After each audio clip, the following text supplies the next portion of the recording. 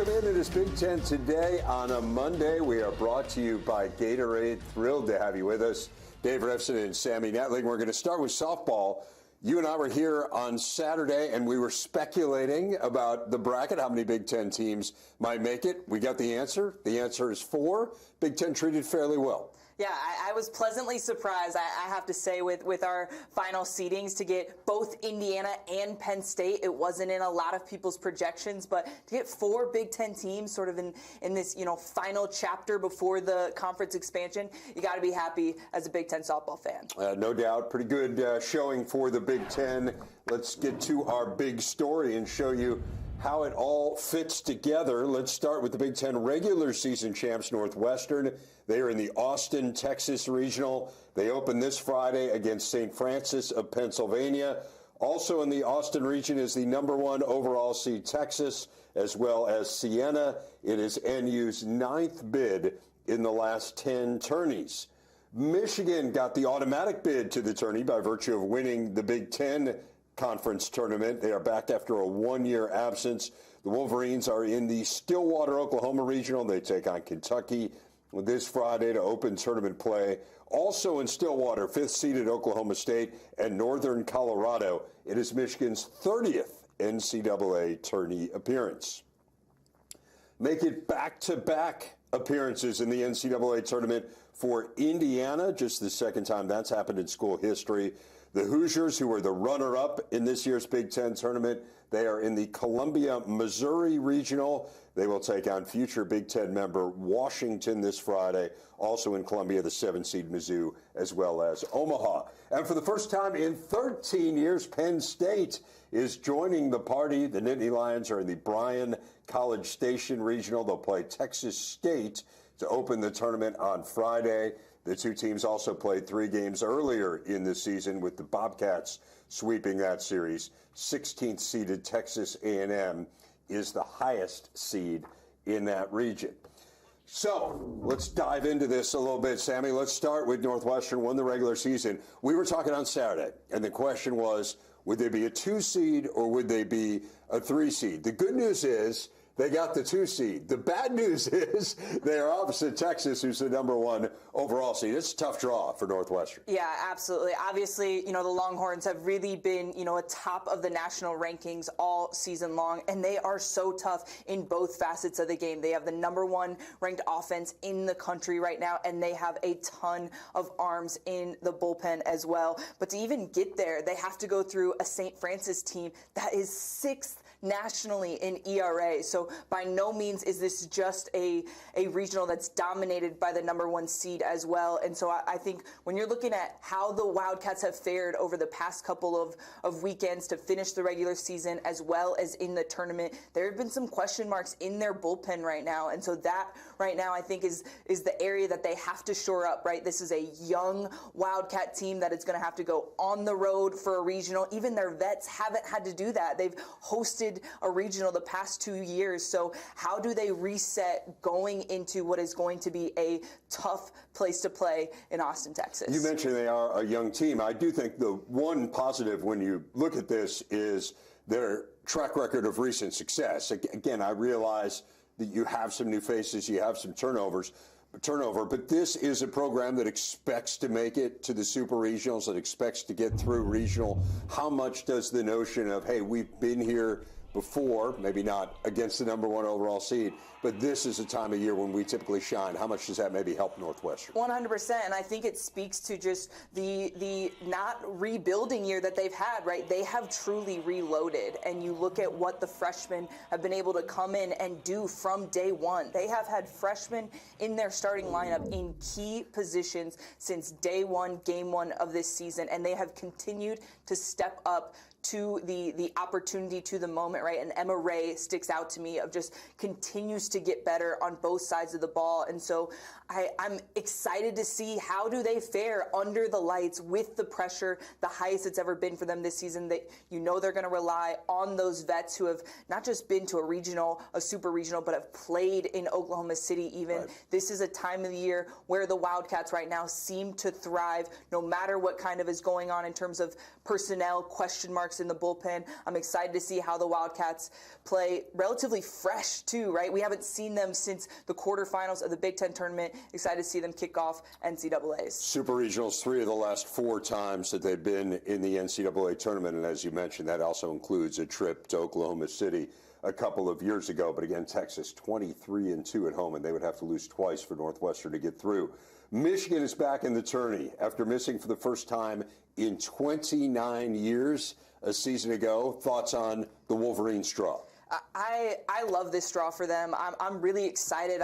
I just think this is a team of all of the 4 teams in the Big Ten that were able to get bids. I think Michigan is best positioned to advance just because of how they've been trending towards the end of the year, right? We talked about that 14-game win streak in the middle of Big Tens. They continue to find success, and of course that incredible tournament run that we saw last week. This is a team that truly is figuring out different ways to win even when they don't have their best game, and that's what I think has impressed me the most about this Wolverine team and the difference between the 2023 team, right? When their pitching is on and the offense is not that day, pitching can get it done. They can win 1-0, 2-1 ball games because of the arms that they have in the circle. And then when they have struggles in that department, right, when they give up a little bit too many free passes, this offense just can go on a tear in a multitude of different fashions. We saw it in the tournament. It wasn't always the long ball or an extra base hit, right? They find ways to do it with their speed, even in, you know, the slappers that they have, 9-1-2. And so I'm excited for their draw. It by no means is easy, right? Anytime you have to go on a road for a regional, but I'm excited to see, can they continue that postseason magic that they started in the Big Ten tournament? Yeah, I think it's interesting to think about how they won in the Big Ten tournament. It was really a small ball win against Indiana, but we're talking about a team that, as you said, can score a ton of runs, one of the highest scoring teams in the Big Ten, also second in the Big Ten in ERA. Again, not going to be easy for them either. Oklahoma State's been the last 4 Women's College World Series, but again, this is when you get into this time of year, you're going to go up against really good teams. What about Indiana? Man, this is a good story. Back-to-back, first time in nearly 40 years. They are the 3rd seed in Columbia, Missouri. Tell us what they're up against there. Yeah, this might be the toughest regional on paper for a Big Ten team, but I just love the story, like you said, of this Hoosier team. They came in after such a successful 2023 campaign, and they weren't just content about making it to postseason. And I felt like at times that pressure of those expectations got to them a little bit. And so you look at kind of the ups and downs they had in the win-loss column, but they were so tough down the stretch. Had to win, had to have a deep run in the Big Ten tournament. They're able to do that. I'm excited to see them go up against a regional that is just loaded with pitching. You talk about the opening day, Ruby Malin for Washington is so tough. And that lineup in particular reminds me of the Hoosiers. It's like, they play fast, they play hard, they play loud, right? It's going to be a boisterous and exciting, a high-pressure situation. And then the rest of this regional, I mean, Omaha, as the 4 seed in this regional, has one of the best arms in the country. Meyer is 7th nationally in ERA, and so by no means an easy stretch for the Hoosiers. But again, a team that was determined to get back into the tournament has done that and hopefully can capitalize on the experience that they now have in their veteran lineup. And they have proven how good they are here over the last couple of weeks, including beating Northwestern a couple of times. So you talk about the top competition in the Big Ten. And again, they took Michigan right down to the wire in the Big Ten championship game. And it's just cool to see them having this sustained success. Just the 9th time they've ever made the NCAA tourney. And then there's Penn State, and there was a lot of uncertainty, I think, as to whether or not Penn State was going to make it. They hadn't been there since 2011, didn't have a whole lot of success in the Big Ten tourney, and you kind of look at it and thought, man, I wonder. And then the drama building up. They were the last at large to be announced into the tournament. What a great story. And you just think about kind of the building. You have the Big Ten Freshman of the Year. I mean, it feels like this is a beginning rather than a culmination for Penn State. 100%. They remind me a lot of the Hoosier team, right, that has just been building under State. And Coach Crowell has been on this mission since she got to campus. And this year in particular, you know, you think about who they graduated, Bailey Partial, All-American arm in the circle, and there were so many question marks. How do they sustain a run of success that they've had relatively in the Big Ten Ten Conference. And Coach Crowell was confident in this group this year that their mission, their goal from day one was postseason, and they did that, right? They punched their ticket, and now they get to step up to the stage, right, with a incredible arm in Bridget Namath. She was recently named top 10 national finalist for Freshman of the Year. You know they're going to have to lean on her heavily. This is going to be a pitching-dominated regional. A&M and Texas State are in the top 20 in ERA, and so it's not about what Namath can do. She's put them in a position to win all season long. For me, it's about, can they find some offense? Can they play clean D and find a way to get runners on and have some key situational hits to score some runs and give Namath that breathing room in the circle? What's the challenge when maybe you didn't expect to be in, when you're just thrilled to be there, to then once you are in, not play as if you're thrilled to be there, to play as if, hey, we're here to win? Yeah, I think, I don't think that's going to be an issue for them, because I do think this is something that they have been expecting all season long. And it was really only until the last 2 to 3 weeks where it really became a question mark. Right. They stuttered a little bit in their past 12 games. And so I do think this is a team that, went through the expectations of, hey, we're finally having success now. We're not necessarily used to being the ones with the target on our backs. They worked through that. They had that slump in the regular season and in the tournament. Now you get to press the reset button, and now you get to play free, right? The pressure is off. You've made it here. Now you get to do what you've done, all season long, and trust that your 1 through 20 on your side of the field can compete with anyone on the other side. 11th ever NCAA tourney bid for them. Again, just a quick refresher for how softball works. It's double elimination here in these regionals, and if you advance out of the regionals, super regionals are best 2 out of 3, and then you have 8 teams that make their way to Oklahoma City. We'll get more from Sammy coming up in just a bit. Plenty of softball coverage as we continue. Back on Big Ten today, coming at you from Chicago as we look ahead to football and some of the marquee games in the 18-team Big Ten non-conference, highlighted by defending national champ Michigan taking on a fellow playoff team in Texas. Bama's got the Badgers. Conference games, Ohio State at Oregon on October 12th. That feels like, to me anyway, the biggest game on the schedule. You got 2 national title contenders there. Buckeyes also go to State College. And then, of course, Michigan and Ohio State caps off the year. Annually, the most anticipated game in the league. It is in Columbus this season. No one that I know loves a schedule more than Scott Dockerman of The Athletic. He joins us now.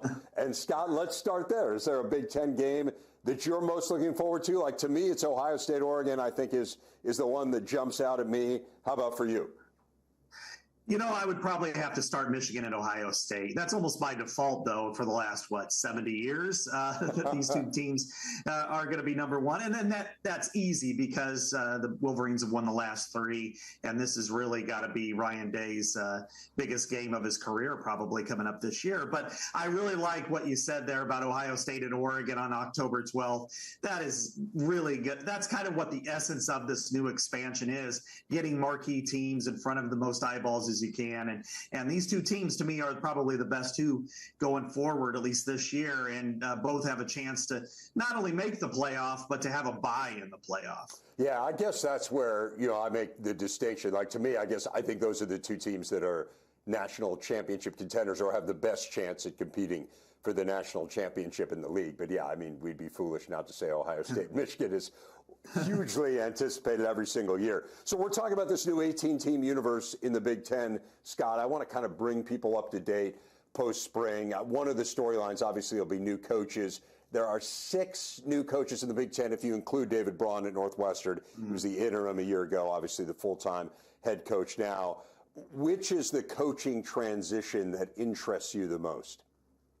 It probably has to be at Washington, I think, with Jedd Fisch, because going from Arizona to Washington, that was a intra-conference move at that time. But I think looking at Washington being a national championship finalist and now having their coach leave for Alabama in Kalen DeBoer, and now having Jedd Fisch go to Washington with 30 guys entering the portals. They had 10 plus that ended up in the NFL draft. It's a complete new era in Washington. And so I think the game to watch when it comes to the coaching ranks is probably Michigan and Washington, because you got two new ones with Sharon Moore, but at least he had some experience as the interim coach last year for the Wolverines. So I think I would have to start with Washington just because of where they were last year and now the changes that they've made. And as you said, the roster turnover is just staggering as well when you compare it to the college football playoff, the national championship game. You only have 2 starters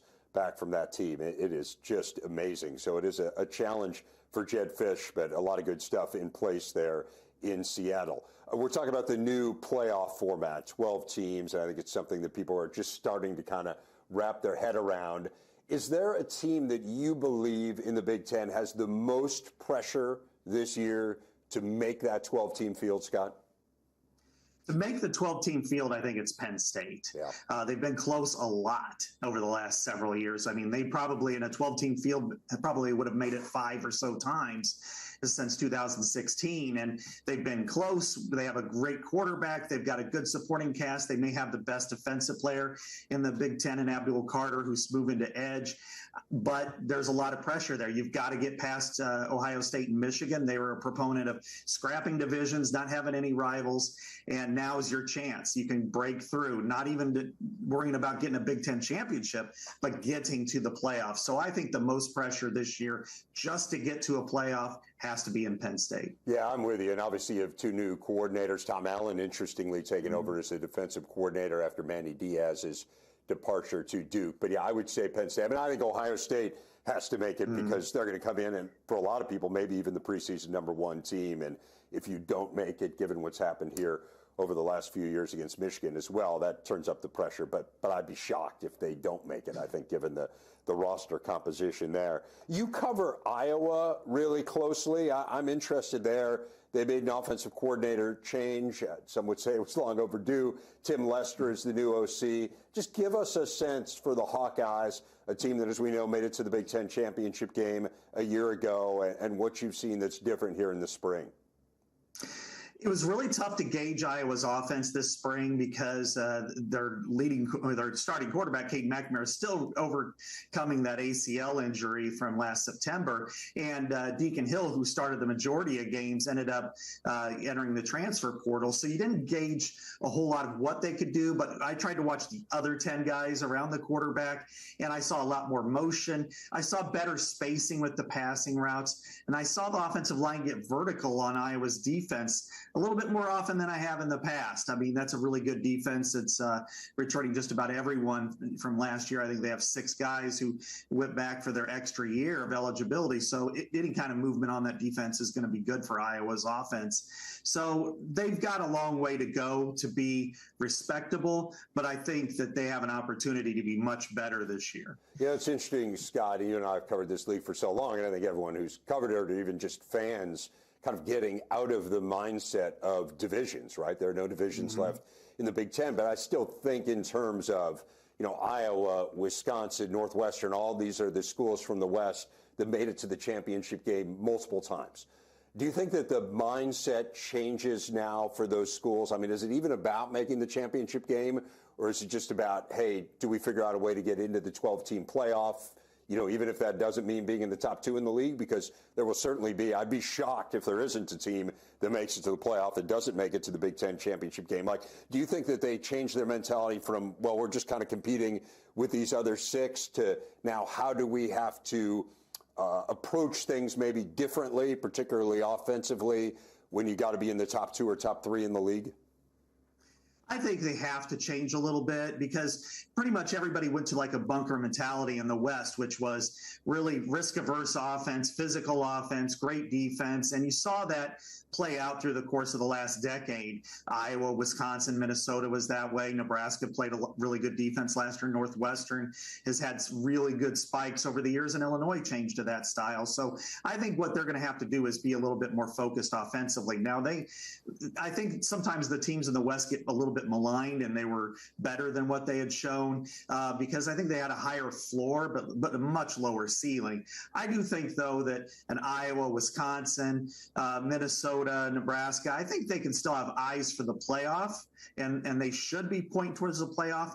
But getting to the championship game no longer is the end-all, be-all. But I do believe that they do have the opportunity to get there, because you look at Iowa, it was the only team in the West to beat every team in the East over that 10-year period. Wisconsin had some really good teams, was undefeated in 2017 all the way through to the championship game. Northwestern, as you mentioned, had some really good teams under Pat Fitzgerald, and last year was probably the surprise team in the country.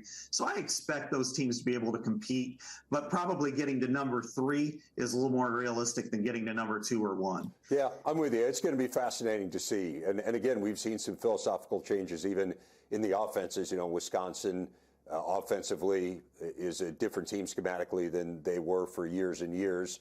And whether or not those changes materialize into more explosive offenses, I think we're going to see. Is there kind of an off-the-radar team here, Scott, that we haven't talked about? I think we kind of talked about some of the obvious, Ohio State and Michigan and Oregon, Penn State as being teams that we're talking about as potential playoff teams. Is there someone else that we haven't mentioned, maybe that won't show up in many preseason top 25s, that you'll be focused on coming into this year that intrigues you the most? I think the two that most intrigue me the most are the two in this part of the world, which is Iowa and Minnesota. I like, Iowa won 10 games last year, and I know that the offense was horrific, but you still have to win those games, and to be able to win as close as they did and have the great defense they had. I mean, they led the country in yards per play allowed, and they had 200 more snaps than the number 2 defense. And then, so if their offense just gets a little bit better, you look at their schedule. Washington doesn't look as daunting. They go to UCLA. That's not necessarily like a major type opponent, at least on paper, with the new coaching change. So, and their only real road game that you're kind of fearful of if you're Iowa is at Ohio State. And then Minnesota, there's something that I really like about this team. I think they have a really interesting quarterback in Max Brosmer coming in from New Hampshire. I like the makeup of it. They've got good line play. Last year they took a dip there, and then they got better as the year progressed. So they were probably not in a top 25 situation, but I think they could be in a very competitive case by the end of the year. Yeah, and if you're talking about your neck of the woods, I'd say Nebraska's pretty interesting as well. Yeah. Coming into this year. It's going to be fascinating to see how that goes in year 2 for Matt Rule. I'll leave you with this. The Big Ten team that you think has the best chance of making it 2 in a row for the league in terms of national championships is? The Ohio State Buckeyes. It has to be. I mean, there hasn't been a 1-2 punch like this that we've seen since maybe Felix Jones and Darren McFadden down in Arkansas. You've got a running back right now with Quinshon Junkins and Travion Henderson. I mean, that is just amazing. And then to bring back the majority of their defense, several guys who are going to be probably top 50 picks in next year's NFL draft, it really all comes down to quarterback. And will Will Howard be that guy, or will Devin Brown step up and be the guy? I think that's really going to determine whether or not Ohio State wins the national title. But I like them as much as I do anybody in the country, and I would probably vote them number 1. Yeah, I'm with you. I'm fascinated by the Buckeyes. I think it's a huge year for them. And as you say, they are absolutely loaded, have so much coming back. It's just a weird year when Ohio State only has 4 players drafted, and that's really an indication of how much talent is coming back to Columbus more than anything. Scott, I could have done this for an entire hour, but we are out of time. Thanks so much. Really appreciate it, and we'll look forward to talking to you as the offseason continues. Wrapping things up here on Big Ten today, we get a few more softball tourney nuggets for you. Again, 4 Big Ten teams. It's the 5th most of any conference. Northwestern in for the 5th straight time, their 2nd longest streak ever. No Big Ten team has been to the tourney more than Michigan. Indiana trying to make a habit of it with back-to-back bids. And again, Penn State, as we talked about, really a great story ending a lengthy drought. Sammy Netling is back with me here, and as we wrap things up, I know you had some players you wanted to highlight, so let's go team by team. Let's start in Evanston. Who you focused on for the Wildcats? Yeah, I think when you look at a pitching-dominated regional like we think Austin is going to be, it's going to be about the bats in the Wildcat offense. And for me, that focal point has to be Kansas Robinson. She has been their veteran leader in just her second year at the top of this lineup for them. She's been their spark plug, batting over 400 for most of the year, leading the team in nearly every offensive category. But she's struggled a little bit down the stretch. She's just 3 for 17 in her last 5 games. And so when we talked about the youth of this team, so an Emma Ray, a Kunia, the arms in the circle that also we may see a couple freshmen there. It's going to be the veteran leaders that have been there, and I think Kansas needs to have a big showing to sort of kickstart the offense there for the Wildcats. And it's pretty amazing that we're talking about her as a veteran, right? Yeah. Because a year ago she was 100%. on the Big Ten all-freshman team and now has taken that step that you would expect among the top players in the league in terms of on-base percentage. We spoke to Lauren Durkowski. I mean, it's pretty obvious that Michigan is going to go to a certain extent how she goes, but who else are you interested in from the Wolverines taking maybe pitching out of it? Yeah, I do think pitching is their strength, right? And so offensively for me, it's similar to what we saw in the Big Ten tournament when they struggle to get things going with the big bats, Erickson, Thole, etc. I love the approach and the focus on the small ball game, specifically from Sealer, Langford, and McVeigh at the 9-1-2, right? We saw them be able to manufacture runs by simply putting pressure on the defense, right, with their speed, with their short game. And so I think, if we see some nerves from this Wolverine team that is green in terms of NCAA tournament experience, right, can they find a way to get some momentum in that aspect of their game offensively? And I think Sealer and Langford, the 1-2 punch at the top of the lineup, are going to be key to get that going. Now, what did it tell you about Michigan that they were able to win in the way that they were on Saturday? I mean, they got 2 hits in that game. And as you said, they took a couple gambles on the base pass, and that ultimately is what won them the game. They put the pressure on Indiana and forced the Hoosiers to make a mistake. Yeah, I've always said that knowing how to win, learning how to win is a skill set in itself. I've felt like the past couple of years, the Wildcats have been the one team in this conference that know how to win no matter when they don't have their best stuff. The Wolverines proved that, right? Offensively has been a strong point of their game all season long, and to get out hit in a couple Big Ten tournament games and still find a way to win, that was huge in terms of really just being an exclamation point on them learning how to win again and trusting that even when they don't have their best stuff, it doesn't matter. We're going to figure out a way. And so that's why I think the short game and the speed is huge in those moments to get that momentum going again offensively. And it's hard to have your best stuff all the time in the postseason, 100%. Particularly because of the teams that you're playing. You're playing some of the elite opponents that you've played all season. Who are you watching for Indiana? For Indiana, I've circled Minnick. Taylor Minnick is their junior leader, and she has just led them offensively this year, specifically in the run production area, right? She leads the team in RBI. She's one of the best RBI producers in the country, and we failed to see that from her in the Big Ten tournament. She didn't record a single RBI, and I know there's a multitude of facets with that stat, right? You got to have people on, etc. But I think, when we talk about, again, a team that now has the experience from 2023. I felt like at times in last year's tournament, the lights got to her a little bit, right? You saw them and you saw her put pressure on herself in particular. And so now she comes back, right? She's the returning All-American now. She is one of the linchpins in this lineup. I think for them to have a big showing, she needs to find some of that run production ability again and really be a veteran leader now in this now experienced postseason Hoosier team. It's pretty cool to think of them in that sense, right, as being experienced in the postseason, and really speaks volumes about what they are building. And then finally, Penn State. You've got arguably the best freshman in the country of the Big Ten Freshman of the Year. There's going to be a lot of focus there. But who else are you focused on here? Yeah, we know that Namath is going to get it done in the circle, right? So for me and the Nittany Lions, it's all about the offense. And I feel like Morrison and Maddock, their 1-2 punch at the top of the lineup, similar for the Wolverines, right, with Sealer and Langford, but they're from the right side, right? And they're more just traditional gap-to-gap contact base-to-base type of offense, right? And so those two senior leaders at the top, they have been a part of this rebuild under Coach Crowell for so long. They've done it. They've crossed the goal off of making it to the postseason. How do they now respond in this moment? Can they be that, again, just spark plug at the top of the lineup to get the offense going and give some breathing room to Namath to continue to do what she does and be dominant in the circle? About 30 seconds or so left here. Just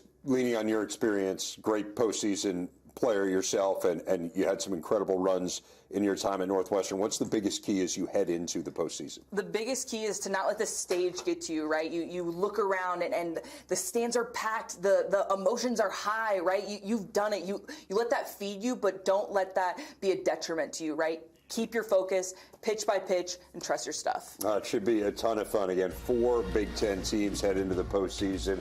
Obviously, the place to follow all of it is right here on the Big Ten Network. Thanks to Sammy. Thanks to everyone who joined us. I'm Dave Revson. We'll see you next time.